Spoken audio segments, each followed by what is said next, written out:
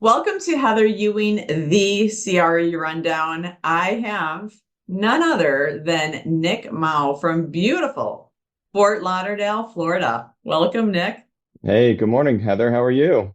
Good. It's so good to see you. Yeah, likewise. Been a little while since we've seen each other in person, but definitely good to catch up. Exactly. The CCIM events, they're That's great in so many ways. Great people, great networking, content. It's a sure win. absolutely, Yeah, absolutely. definitely. And it looks beautiful in Florida. It's a little dark here in Wisconsin today. Yeah, no, it's I'm sorry to hear that it's dark up there. It's sunny and very hot and humid down here. We got about 90-degree weather, probably 100% humidity. You sweat the second you walk out the door, but hey, I'll take it. Exactly, definitely. Well, today I wanted to, jump in a little bit since we know each other, but share with the audience of a little bit more about you. You're the tax guru. So if you can get into that a little bit and just help us to get to know you a bit more. Yeah, absolutely. So happy to do that. I really appreciate you having me on the podcast. I've enjoyed, watching some of the episodes and, seeing you interact with your guests and definitely, honored to be a part of your guest list. So, Thank you. as you mentioned, my name is Nick. I am a CCIM. I am a partner in a company called First Point Advisors. But before that, I'm a father and I'm a runner and I'm a partner in life with my fiance, Kristen, who I wouldn't be able to do any of this without. But in terms of business, First Point Advisors is a real estate tax consulting firm, and we specialize in property tax appeals across the country. We're based here in Fort Lauderdale. We have an office in Dallas as well. And what we do essentially is help our clients mitigate or lower their real estate tax burden for their assets. So we focus primarily on commercial assets and the hotels, apartments, office buildings, industrial buildings, land, anything like that, and representing our clients before the administrative level, whether that's the Value Adjustment Board in Florida or the Board of Equalization or the ARB in any of the different jurisdictions. But we're acting as an advocate for our clients and performing real estate valuations. And our goal is to reduce the market value or taxable value for our clients so that their real estate tax burden is lower. So we do that. I've been in the industry for 17 years, started straight out of school, straight out of Florida State University.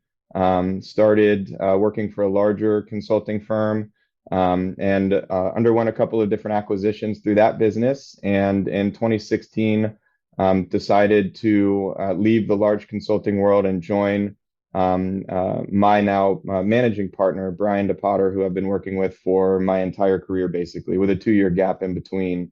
And we started First Point Advisors. Well, he started First Point Advisors in 2014. I joined him in 2016, and we've been growing the business ever since, from 2 now up to 12, and now we're continuing to grow. So that's a That's little bit terrific. about, what we do. Right. And I would assume you're working with people all over the nation, or do you have a sweet spot that you like to focus on? Yeah, yeah, absolutely. So we're primarily in Florida at the moment and Texas. Those are our two largest areas where we focus, but we can handle appeals across the country. If it's an area that we can't physically handle with our in company people, in-house people, if you will, we have partnerships with firms just like us across the country, where I have clients that we manage their assets here in Florida and I partner with someone, say, in North Carolina or in Georgia or in Wisconsin, to handle the boots on the ground appeals from that perspective. But we still act as the point of contact for our clients. So we're working with the best in market folks that we know through the industry, which is a little bit of a different model than some of the larger consulting firms where you, as a client, are working solely with their own in-house people. Mhm. And we have wonderful in-house people here in Florida and also in Dallas. But anywhere else that is not a market that we don't have in-house folks or expertise, then we will work with those best in market people that we know through the industry. So we do handle appeals all across the country. And I think you hit it on the head, best in market, right? Absolutely. And that's where I think a lot of people, if they're not really familiar with commercial real estate, that they sometimes think, okay, we have to go to the big houses, right? Whether it's brokerage, tax, you name it. But really, we get to shop for the best. And to me, I personally like that. We're both runners. We're both a little competitive, right? We Yeah. like to give it 200%. And when we tie our name, our businesses to something, it has to be a great representation of that. And I know you take that seriously as well. So Yeah. best in the market. I love that. I think that's perfect. Yeah, absolutely. You hit it on the head right there. And when people make referrals to me, I know that they're doing the same with their clients. They're putting their name on the line. So anytime a referral comes through the door, not that all my clients don't get special and excellent attention, but Mhm. there's always a little bit of a little tiny piece that is extra motivation that somebody put their name on the line for recommending me or my firm, as the solution for a challenge that they might be having. And so we take that very seriously, just as we do when referring business out to other people as well. Definitely.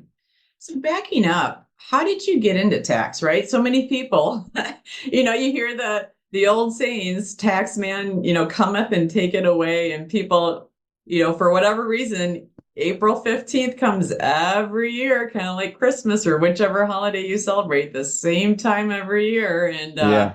alas, they're running from it. What drew you to this arena? Yeah. So really with this niche, right? This is it's Hmm. more of a state and local tax. We're not dealing with the federal government or anything like that. And I fell Okay. into it. I fell into the market. And when I was a student at Florida State, I was in the real estate program there and majored in finance and real estate. But the real estate department has been putting on a program called the Trends Conference, the Real Estate Trends Conference. And it's a big conference that brings back alumni and real estate related people back to the university. And the students are afforded an opportunity to go and attend.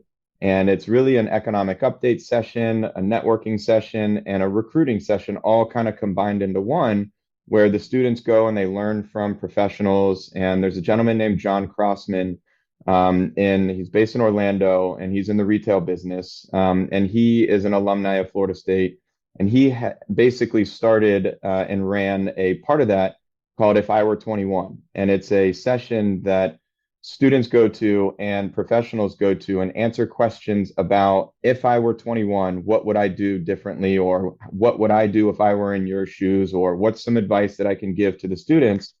And so it's a really good opportunity to kind of get in front of those professionals and learn a lot about the different jobs because real estate, there's so many things you can do in real estate. You can be a leasing Definitely. broker, you can be an appraiser, you can be a tenant representative, you can be a landlord rep, you can be a investment sales, on the insurance side, so many different things. So there's a lot to learn. And at that event, I met a gentleman who was at that time, I believe he was in the Atlanta office of the consulting firm that I started working with, which was just happened to be a Big Four accounting firm. So even though we're in the tax industry, we're real estate tax and we're state and local tax, and we're really doing real estate valuation. The result is just tax. But met him, kept in touch with him, and as I became a senior, he reached out to me and told me that the Fort Lauderdale office was hiring. Did I want to interview? I said absolutely. Interviewed, was hired, and left school with a job in 2007, right before the GFC. So I was very fortunate to have walked out of school with a job. There was a Exactly. lot of people that I knew that came out of school and weren't as fortunate, and had to sort of change their direction. So I fell into it. I didn't know that I wanted to do real estate tax appeals, but once I have been, as I've continued to grow in my career, it's, really a passionate, thing that I love to do. And Right. And it's fun. I get to build relationships with people. I get to, be a nerd and do analysis and break down properties and look at the challenges that they're having. But then I also get to go and advocate for my clients. And the competitive part of me likes to win. So I like to go in Mhm. and challenge a value and be successful. And, Right. it's frustrating when you don't win.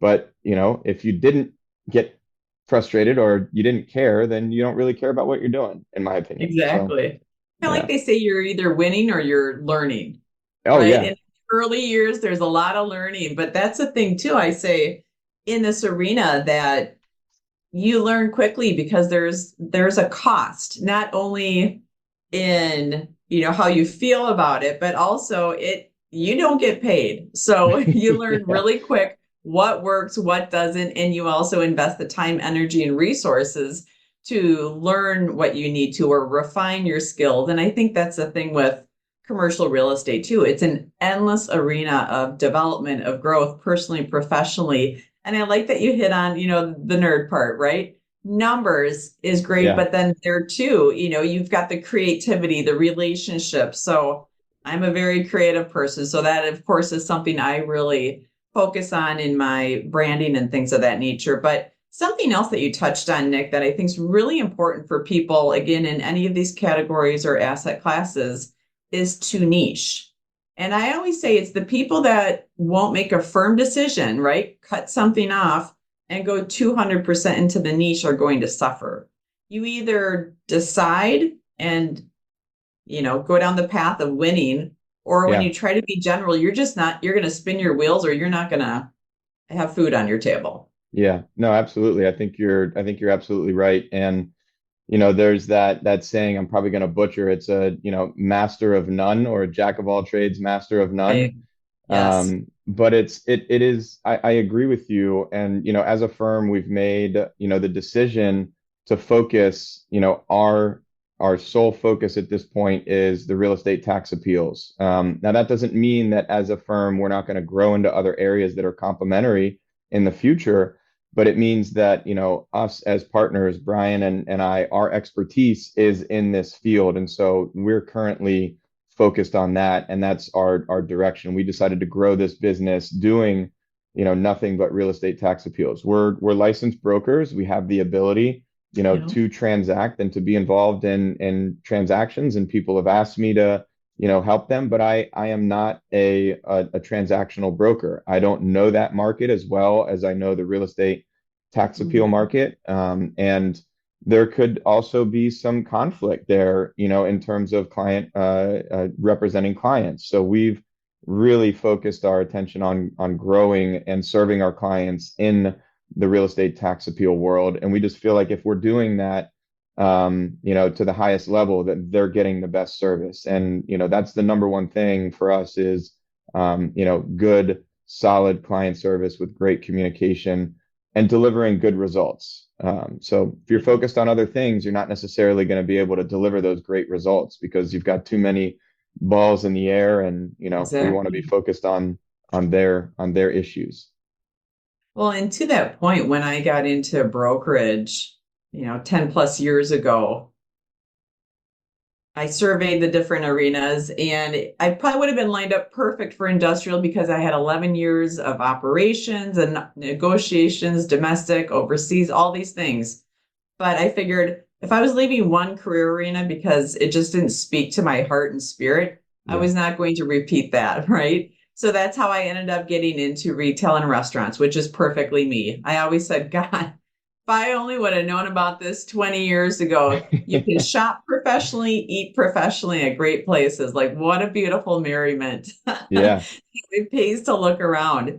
But I love that you are, part of a group that is helping youth, whether it's high school, different grades, to understand that there's something like this. I never heard of it. And I fell into the arena as well through an earlier friend of I was looking for something different Yeah. and he's like, well, you should talk to my friend. He's in commercial real estate. And I would never have connected myself to that or even, you know what I mean? Like Yeah. it's you don't hear about it. And no one in my family was in sales, that type of thing, but I had some different entrepreneurial pursuits and started testing the waters there. So that opened the door to it. But Yeah, what would you say is the mindset required uh, for people in this arena, right? Like what helps you? We all have those days that are wild, right? And it's like that was a doozy. We also have the days of like you've just, really been able to help various clients. You've yeah, really helped them to transform their business due to the results, which then affects their personal lives and ripples sure. through. What's the mindset that helps you to stay on that forward path when things get choppy?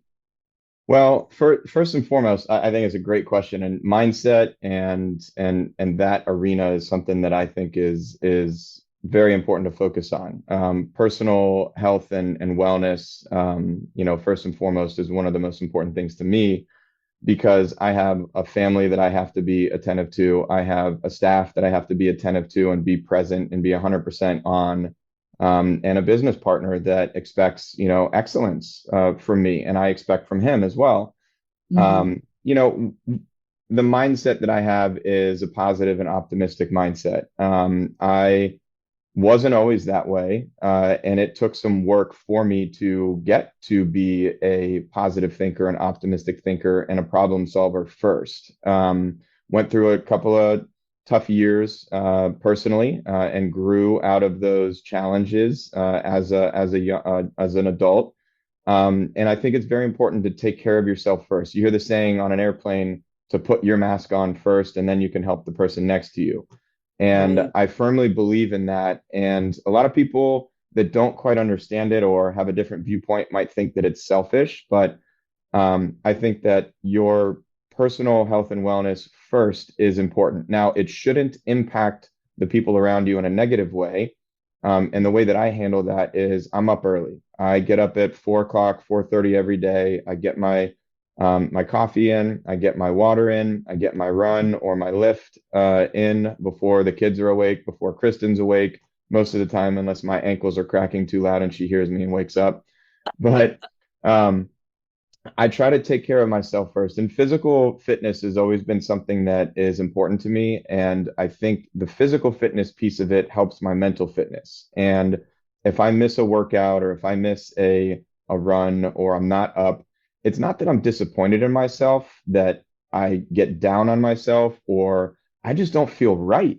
Mm-hmm. And so I make it a very, strong point of mine to put myself in a position to succeed the night before, and Right. plan and set things out so that there's less friction in the morning. I Mm-hmm. set my shoes out, I set my clothes out, I get my coffee ready, I have my water ready, so there's not as much friction for me to get up and take care of myself. And when I am able to get up and take care of myself and, do my morning routine, it sets me up for success throughout the day.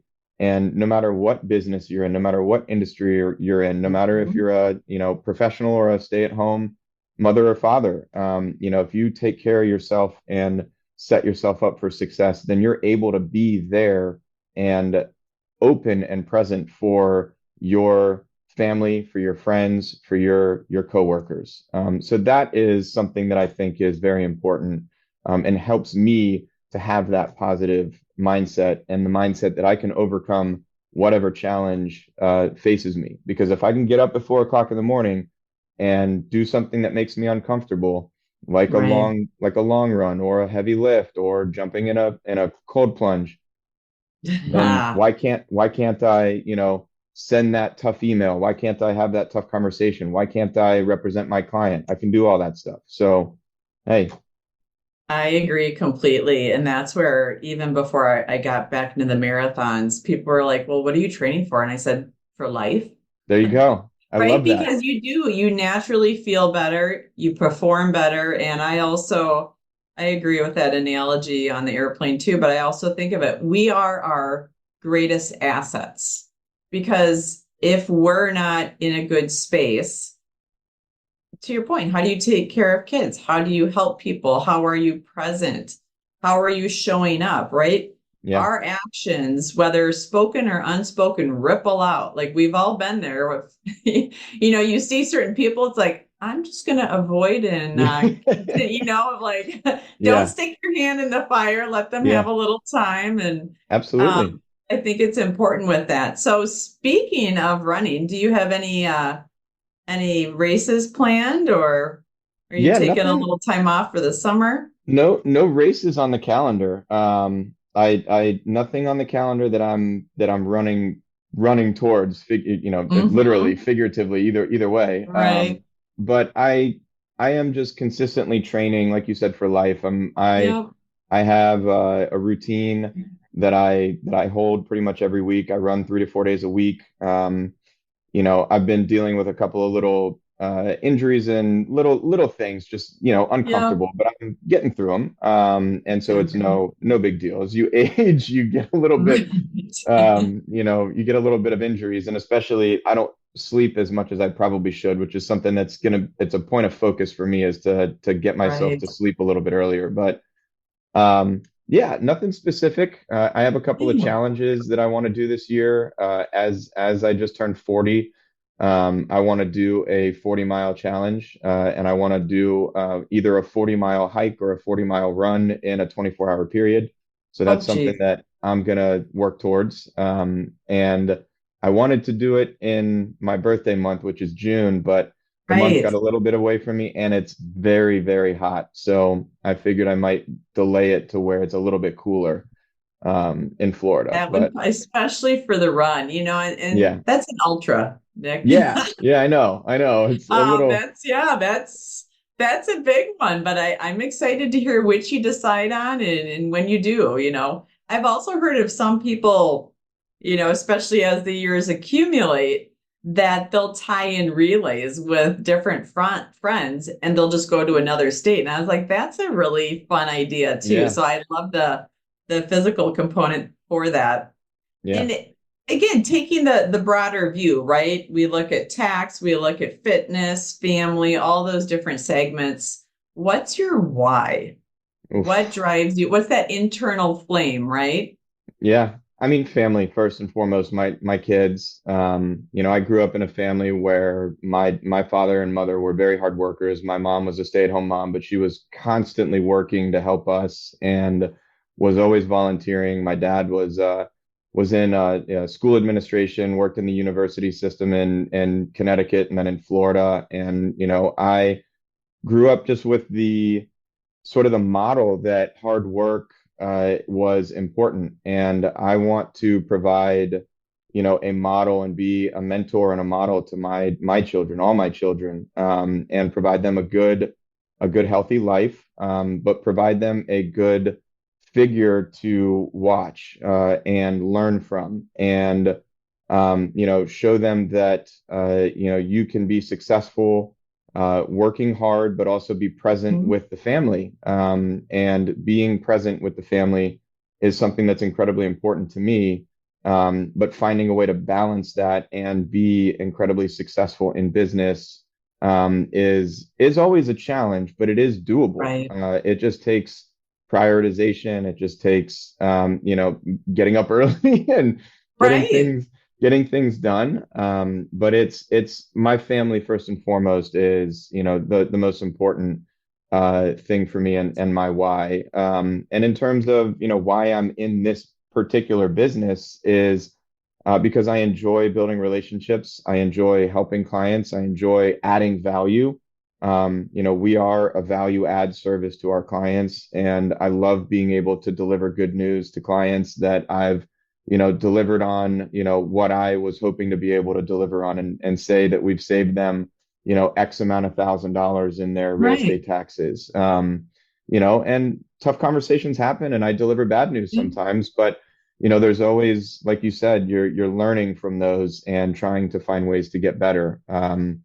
So family and just being the best person and role model that I can be, and to leave the world in a better place than it was when I got here. If I can make an impact on people's lives, in a positive way, then I've done a little something right.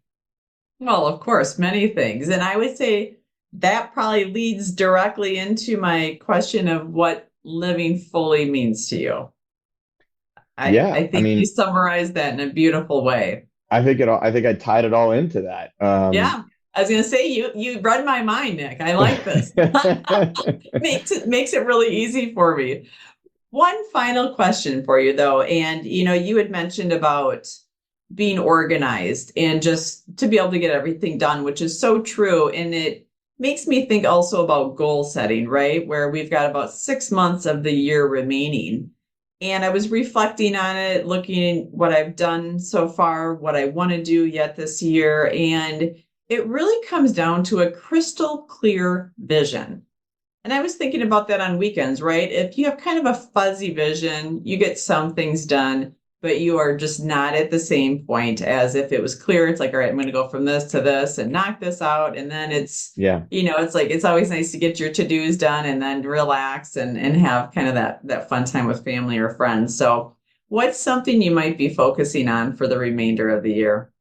Um, yeah, so growth, we're Mhm. focused on growing the business, and helping our clients the best that we can. We're in between seasons at this point right now, so a little bit of quick context, not to walk you through the entire thing, but in Florida specifically, our season, summer is our a little bit of a down season, meaning we're prepping or preparing for the upcoming appeal season for 2024. The values in Florida specifically are released in August, and our appeals are due in September. So we're really focused right now on growing our client base and serving our existing clients to the best of our ability, getting everybody prepared and ready to go for the appeals that are coming up in September. So from a business perspective, that's one of the main things that I'm focused on. And from a personal perspective, it's really just prepping for a wedding. We Right? Kristen and I just got engaged about a month ago, so we're Congratulations again. preparing and planning for our wedding next year, and we're excited about all that holds, and for the future of our family together, and Right. very excited for that, and focused on that as well. So. Yeah, Definitely. couple of different things, but Right. trying to be laser focused. Exactly. And since this podcast is going to go all throughout the nation, this is your opportunity, put a plug out there. Who might be a good candidate for Sure. your firm? What's the best way for them to reach you, to learn about you, all of that good information. Yeah, absolutely. So, a good candidate for our services is any commercial real estate owner. Doesn't matter where necessarily you are. Obviously, our offices are in Florida and in Dallas, so we have a physical presence there, but we can assist, throughout throughout the country. Commercial real estate, consists of anything from your apartment complexes, your office buildings, your industrial buildings, hotels, motels, you name it, all food groups. We work on it, we handle it, and are able to, assist. The best way to track what I'm doing is probably LinkedIn. I'm sure you can put my LinkedIn bio in the show notes, or link it somewhere. I don't remember it off the top of my head, but Nicholas Mao is my full name, and happy to connect with people on LinkedIn. Try to post a lot about mindset and business, and interweave the real estate tax world in there as well. So trying to add value into the LinkedIn marketplace through that. And I you can do a give, great job with that. And that's how we connected. And then through yeah, CCIM since yeah, Beth absolutely. Azor, I was just gonna, I and was gonna Debbie say, Ashland and the Florida crew. So, yeah, you got to give Beth Azor a plug, because I think that's how we met, was through yeah, interacting on one of her posts, and yeah, then you followed me or I followed you, and then we yeah, started posting on each other's yeah, timelines, and then we met in Seattle in person. right. Was that last year? Yeah, yep, at the Okay. CCIM event. And that's Yeah. the fun thing, right? Of like so many of us have all connected through LinkedIn, and a lot of us are CCIMs. And Yeah. then all of a sudden at one of the events, like, oh, there you are in real life. Yeah. Yeah, Yeah, it's absolutely. fun. It adds another layer, which It is nice. It does, and I guess I forgot to mention. So with CCIM, and I'm sure a lot of your viewers or your audience knows CCIM or are CCIMs, or maybe they're in commercial real estate primarily, I Right. assume. But Right. it's obviously a great organization. I happen to be the Broward chapter, Fort Lauderdale district, excuse me, president for now my second year, and it's a great opportunity to meet people and to put yourself in front of people. And, if you were uncomfortable, speaking in front of a crowd, well, 2 years later, I am certainly not uncomfortable speaking in front of a crowd anymore because I've done it about a Right. hundred times now. So, but yeah, that's just kind of to wrap it up.